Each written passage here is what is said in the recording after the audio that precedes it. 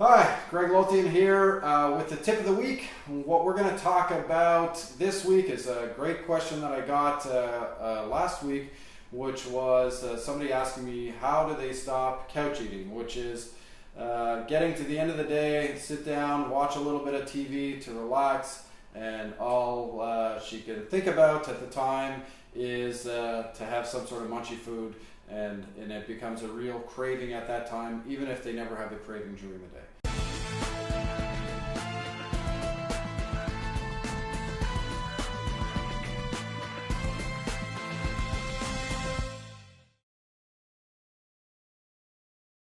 So, couch eating or eating in the evenings or any habitual eating where you have a pattern that you know is something that you struggle with on a regular basis, they can be really, really tough to break. So you eat well all day, you get to the end of the day, it's not that you're really hungry, but your routine had been for years and it's well established in your head that you sit down at the end of the day and it's just nice to have something to eat, watch some TV, and that's when you're consuming chips and some of the simple things that are around that aren't necessarily good for us.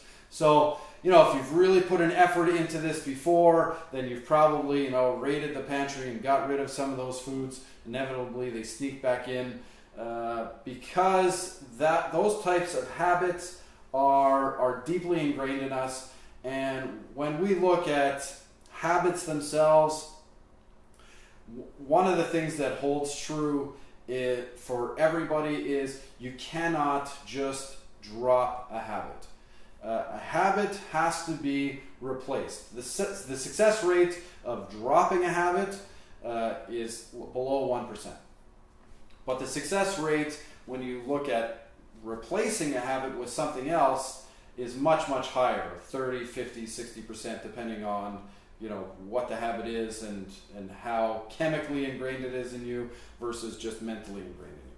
So here, I have two suggestions for breaking these types of habits. First of all is, and this, you'll choose the one that works best for you because it'll depend on what the habit is, why the habit exists. And so let's look at the evening habit. A lot of us, at the end of the day, tired, like to just relax, sit, watch something, tune out a little bit, and it's really the routine that provides us with a little bit of relaxation at the end of the day. So, especially if you're doing this with a spouse or a significant other, it's a routine that you share. That kind of routine to completely change that habit to a different type, takes a conversation with the person that you're trying to spend time with, and maybe that works to get to move to a different room and actually do something else. And some people, you play cards or do something like that. But for a lot of people, it's like, no, I still want to just relax at the end of the day. So we don't replace the habit with an entirely different habit or a different routine.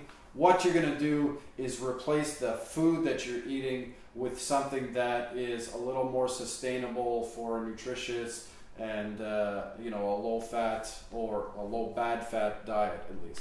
So the simplest one and the one that people tend to really gravitate to and works really well over the years that I've seen it is switching that snack food to popcorn that you make in an air popper or something like that. It's really low in calories. It satisfies that almost unconscious need to eat, and they're very low in calories and really aren't going to mess up your whole dietary habit.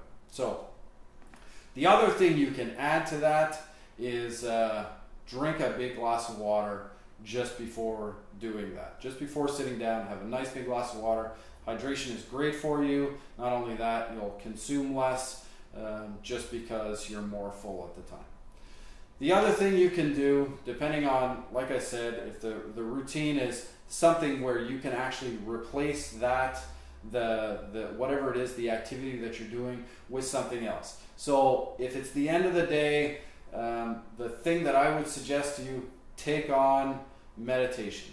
So, in meditation, it doesn't need to be complicated and, like really all consuming, but just like a quiet, get into your own headspace, have a little bit of peaceful music if that's the thing that will get you to calm down. You can do this with another person, you're sort of in your own headspace, but it creates a quiet environment. And if you're like me, you have a busy household with kids, you do it after the kids go to bed and the house sort of calms down, then and that's a really great, first of all, it's a really healthy routine for you, and doing that meditation at night may even prompt you to do a little bit of meditation in the morning, which is really great for you as well. It's a great way to start your day. So changing to some sort of positive routine like that can be very powerful, especially if there's two of you looking for some sort of powerful change. Okay, I hope that helps, and as always, be active, be healthy, and be injury free.